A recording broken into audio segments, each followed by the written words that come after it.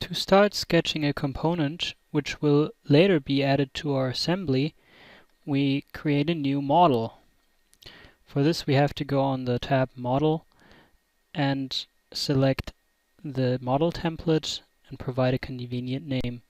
Then we select Sketch and select our plane in which we want to do our sketch, like XZ plane. Then we select Profile, and before clicking anything we can type in the position in which we want the line to begin.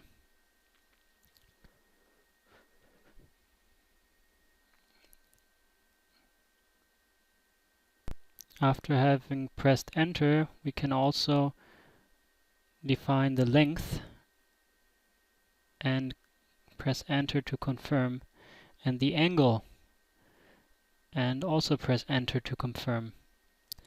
Then we carry on with every other line that we want to define. It is always beneficial to have a sketch or something alike on the side so you can remember the distances you want to type in.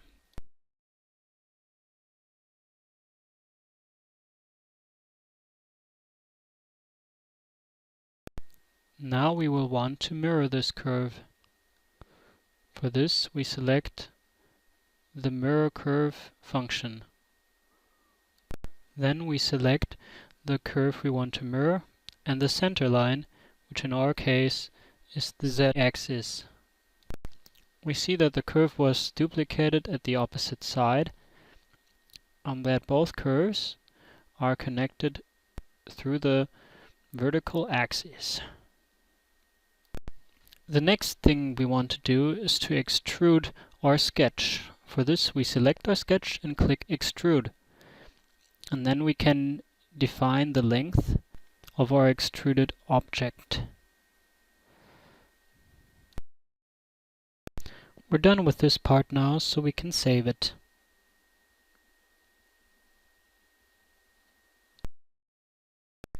Let's create the next component. We need a horizontal rail to hold the electromagnet. For this, we create a new model. Then we again select Sketch, select the plane in which we want to work in, and then choose Rectangle as sketching function. We also want to use the From Center method for our rectangle. We can define the width and later also the height. And then we can repeat this method for all the other rectangles we want to sketch.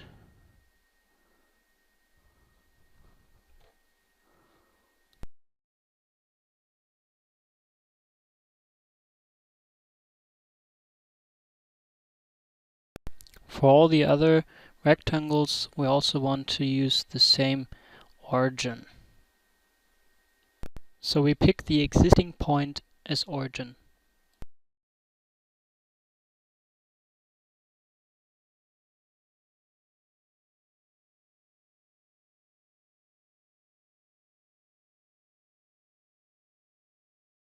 When we're done defining all the rectangles we might need, we can pick the quick trim function and delete all the lines we don't need.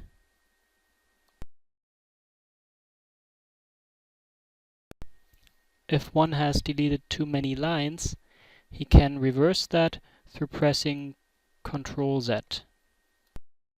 For convenience, one can zoom in through using the mouse wheel.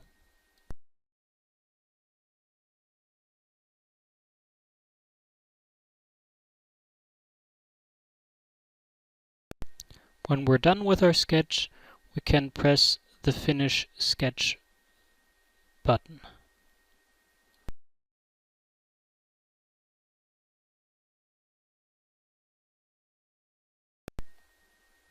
Again, we extrude our material from the sketch, defining a correct distance. We set it as a symmetric value from the center.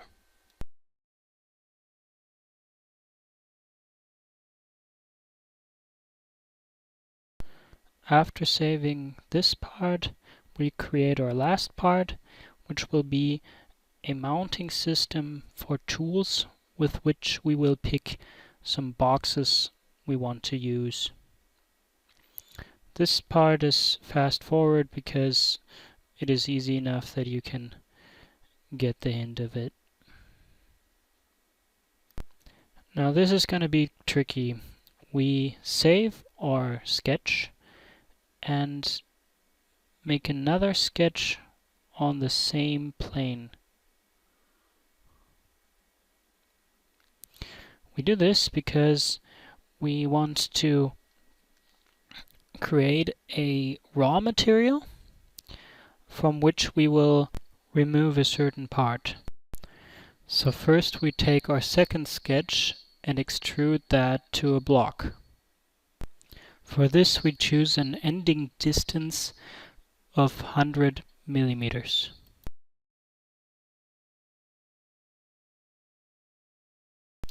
Then we select our first sketch and extrude it as well, this time with a starting distance of 10 millimeters and an ending distance of 30 millimeters. Then we can double-click our second object and decide that we subtract it from the first one.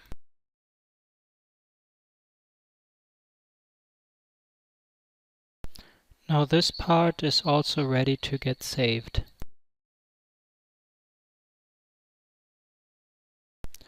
With those three parts, we're now ready to create an assembly.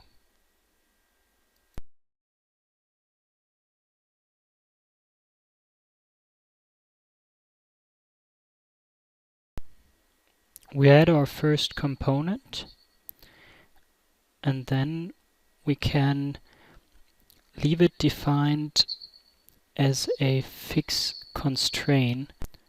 We do this by simply confirming the message box that appears after we click OK. Let's add in our next component. For the next component we want to use another constraint.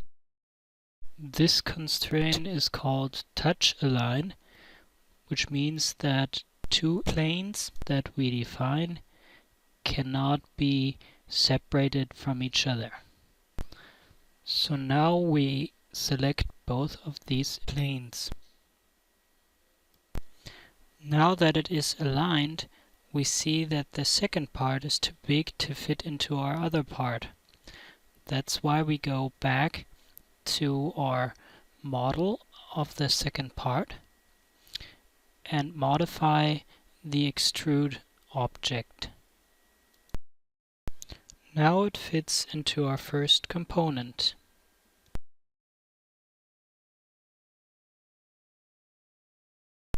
The next constraint we use is the constraint parallel.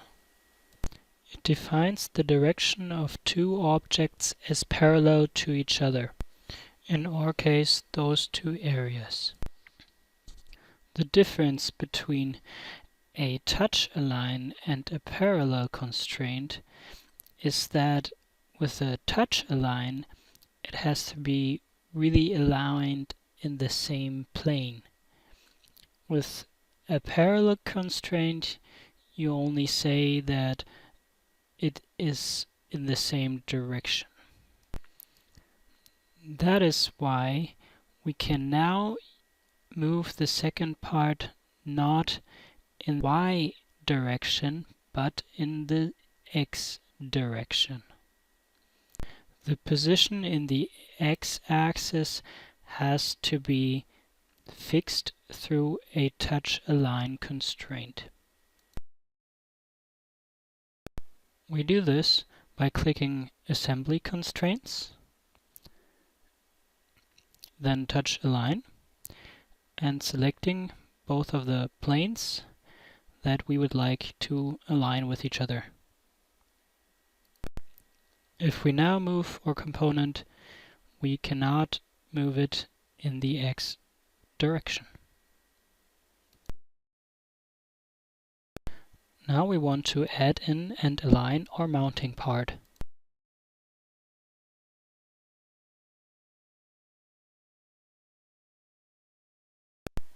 First, we need to align it in the Y position. So we add a touch align constraint. It's a little difficult sometimes to find the right position to choose the planes we need. We need this plane to be aligned with this plane. Because of these constraints, our rail moves together with our mounting part when we move it. Now we correctly have aligned our parts. The only thing we will still need to add in are limitations for our movement. In the following, we will deal with these limitations. The first thing we need to do in order to have a correct movement limitation is to define a correct origin. The next thing we need to do is to define our parts as collision bodies. We will now add the physical attributes to our assembly by creating a new MCD file. For this, we take the blank template because we don't need a ground plane.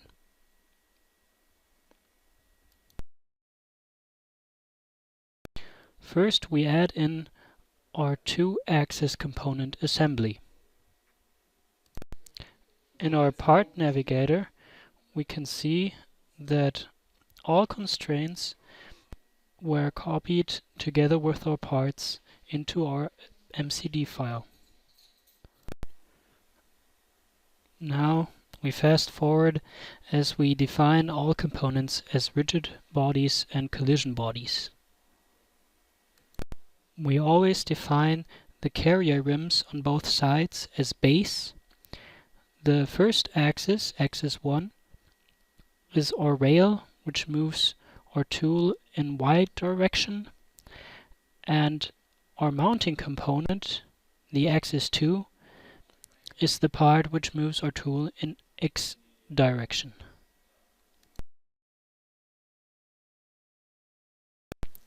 Afterwards, we define a sliding joint. For this, we pick the base as base of our joint and the axis 1, the component for the Y direction, as our attachment. Then we select the Y axis as our movement direction. Having done that, we can set our limits. Through setting our limits as 0 for the lower limit and 400 for the upper limit, we make sure that our rail component doesn't move outside of its carrier. To double check if our limits are correct, we can measure them. We can do this by switching to the Analysis tab and selecting Simple Distance. There we can define 2 points of an object, and the distance between those points will be displayed.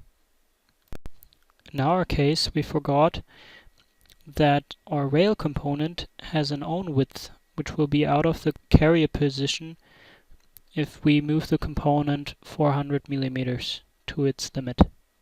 Our rail connection piece has a width of 20 millimeters, which we need to subtract from the length of our carrier, so our upper limit of the sliding joint should be 380, not 400. To prevent the system, which is an assembly of rigid and collision bodies, from falling, we need a fixed joint. As an explanation, we want to say that our fixed constraint for our base is only useful for aligning pieces to each other, but doesn't work against our physics. After clicking the Home tab, we select Fixed Joint in the Mechanical section and define the base as our attachment for the fixed joint. It'll hold our carrier base at the fixed position of the room. Now we want to make a second sliding joint. For this, we select our movable rail component axis 1 as base, add, and axis 2 or mounting part as attachment. Our direction will be, in this case, the X direction. Then, to double check our distances for our limits, we can measure again. So let's change our view a little bit and measure our distances. And the distance between our outer border of our mounting part and the base is 140, but actually we should take another distance, which is the center part border and the rail border at the base.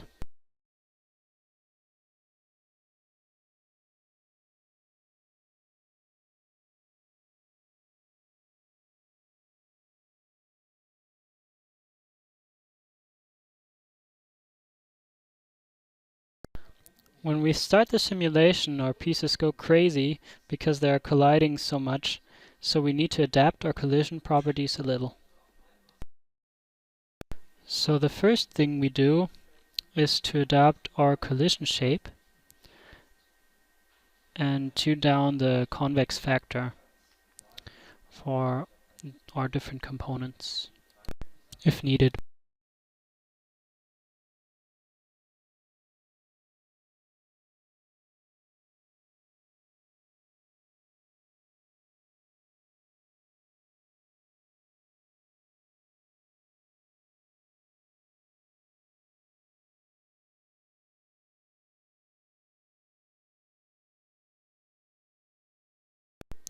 Starting our simulation again, we can see that our components still behave a little shaky,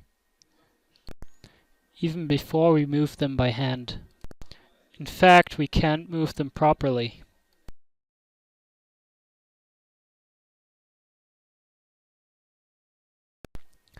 So to use a little trick, we can add in a prevent collision property from our mechanical section.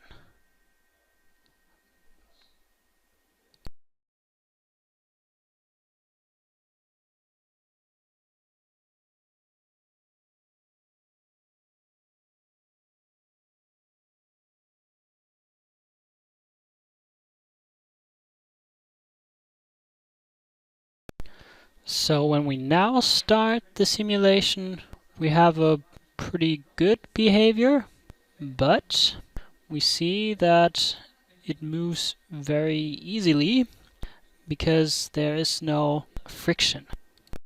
The friction property was deactivated as we added our prevent collision properties. As a little substitute for friction, we add a damping with a spring damper.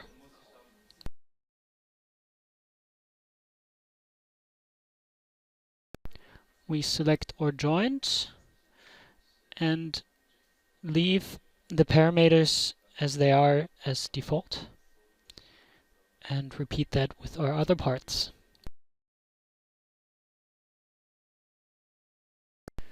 When we now start the simulation, our component doesn't move as easily and sticks a little bit.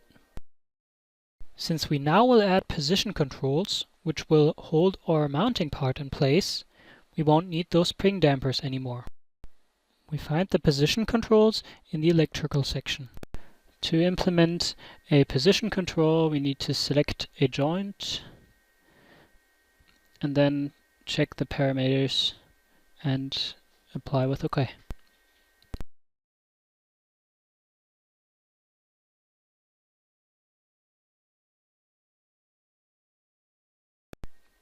We double-click on an object to add it to the property inspector, where we can adapt the set points.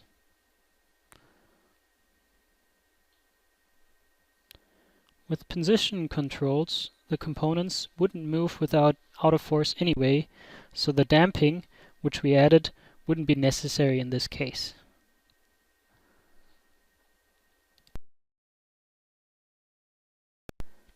When we set a set point above our limits, our component will only move to its limit and stop then.